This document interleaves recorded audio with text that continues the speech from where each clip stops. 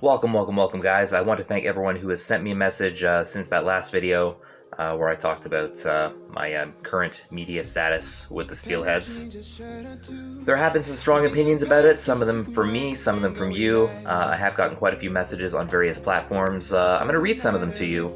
I'll keep the names anonymous. One message I got on Instagram reads, "Hey Jordan, I hope you're feeling a lot better. You are my conduit to the Steelheads. I know you're biting your tongue in your videos. This is a club that desperately needs to attract more eyeballs / butts in seats, and they're pushing away one of their most passionate fans / someone who's trying to do nothing but help the club. Parentheses, should it lead to other opportunities, great. Keep doing what you're doing. Cheers, sir." Another message I got on my Facebook, "I venture to say 100% of everything I know about the Steelheads has come from your videos, and in turn my interest in the team. It would be counterproductive at best, flat out dumb at worst, if they asked you to stop filming game day content." As you guys know, I did attend the 3 preseason games this weekend without filming. This is a message I got following the game on Friday. "Hi Jordan, I saw you at the Sleeman Center last night versus the Storm. I was the kid that saw you in the second intermission and said, 'Hey, I know that guy, he's a YouTuber.' Anyways, I'm a huge Storm fan, but I still like your videos and cheer for the Steelheads in your videos, except for the ones against Guelph. Anyways, I hope you can get back to filming games, and we'll see you guys in the regular season and playoffs."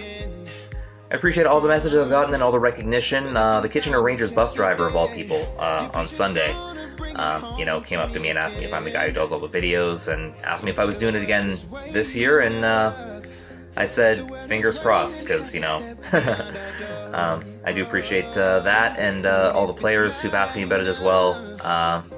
Thank you as well for your support, and I'm working on it, guys. Basically, where it stands now, the person on the team I've been talking to has told me the team will not stop me if I want to keep filming content. However, the caveat is, if someone else stops me, like the arena or the city or whoever, the team won't help me. And where I stand on that, on one hand, it feels like they're trying to work with me, but on the other, I don't know if that's enough. See, this is where I stand right here. I've given this team a full year of free advertising, while still being there on my own dime. And I was fully willing to do pretty much the exact same thing again.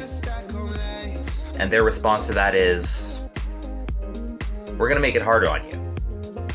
Like, I feel like I deserve better, and you deserve better, than for me to start doing it one way, and then maybe a month or two into the season, I have to be like, "Okay guys, that's the last one." Like, it just feels to me like they're grossly underestimating what my content has done for them. Like, it definitely feels like they don't feel like what they get from me is that important. At least not enough to ensure that I can keep doing it all year.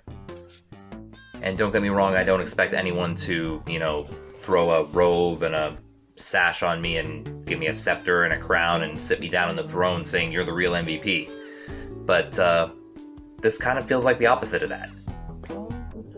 Like, even the Hamilton Bulldogs YouTube, in the midst of our playoff series, took the time to write me an encouraging comment. And then when I went down there the very next day, like, one of their social media people greeted me in person and basically reiterated the same thing.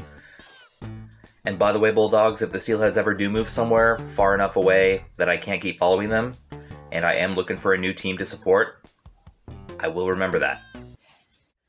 It doesn't help right now that the OHL and the CHL as a whole really have pretty strict filming laws at the games. Like, if you're not media, you're technically not supposed to.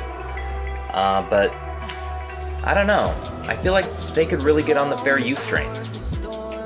Like, there's a lot of things that are copyrighted, like sports footage, movies, music, TV.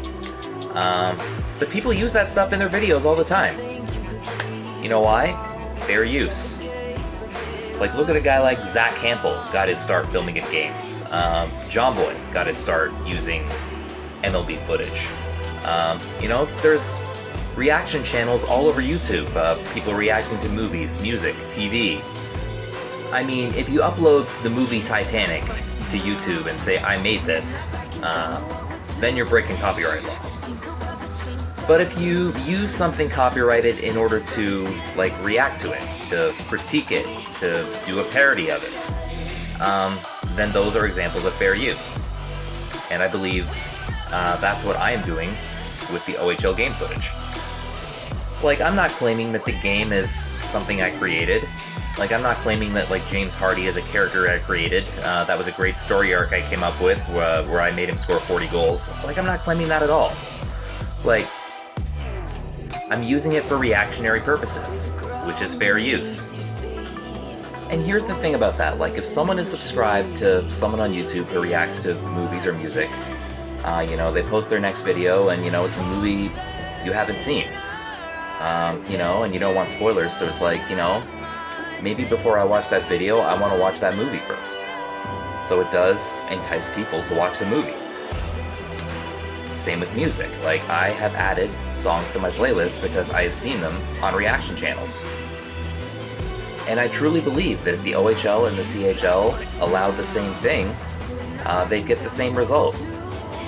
So here's my proposition to the OHL and the CHL. If you allow people to use your footage or take their own footage at games and make content with it, as long as the content falls under the definition of fair use, then that means, you know, more content, that means better content, and that means more eyes on your league. You cannot go wrong with that. I really hope this is something that the OHL and the CHL can get on board with, because nothing would make me more proud than some fan of the Sault Ste. Marie Greyhounds or the Saskatoon Blades or the Halifax Mooseheads wanting to do the same thing.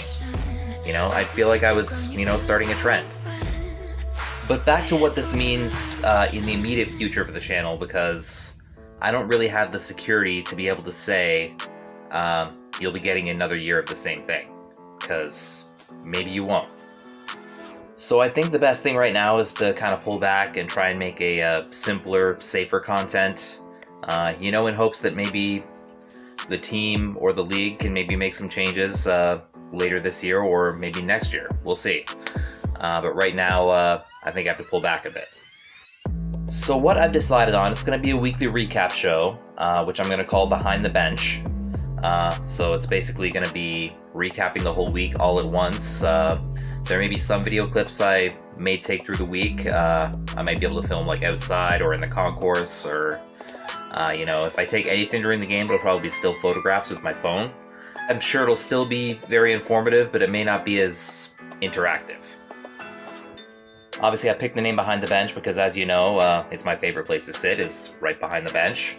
But also because, you know, I want the people on the bench, the players, the coaches, to know that, you know, literally and figuratively, I am behind them.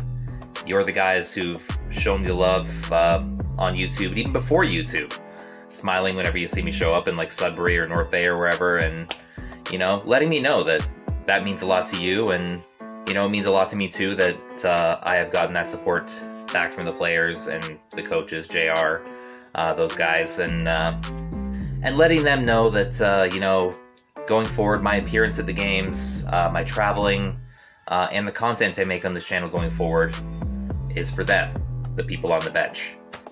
So that's basically the change for the time being. The channel won't be about the fan experience. It won't be about, you know, promoting ticket sales or, you know, promoting the concessions or what's in the store. It'll be about the hockey and the people playing the hockey. In the end, I am a season ticket holder, and I am going to be spending 34 games in that arena this season, plus playoffs. And if the relationship can't be completely agreeable, I do need it to be peaceful. And it will be peaceful. There won't be any arguing or fighting. It'll just be a case of, you know, if that's the way it is on your end, then this is the way it's going to be on my end. Like, in the end, it is their team, and they're entitled to not give me what they gave me last year. But I am also entitled to not give them what I gave them last year. So I'm still going to talk about the team. I'm still going to support the team, but no more commercials. From now on, my content is about the guys on the bench, and the people in sales and advertising and marketing and communications can now do their own jobs, because they're doing such a wonderful job already. Thank you guys for listening and all your support. The first episode of Behind the Bench will be sometime after this week of games. The Steelheads have 2 games this week season opener Thursday, September 29th at Niagara, and then the home opener on Sunday, October 2nd against the Sudbury Wolves. So I'll be recapping those 2 games. So tune into the first episode of Behind the Bench next week. Don't forget to like, comment, subscribe, all that fun stuff. Follow my Twitch channel. Check out the other videos if you haven't already. And don't forget, guys, always have an adventure to look forward to. I will see you on the next adventure. Take care. Bye-bye.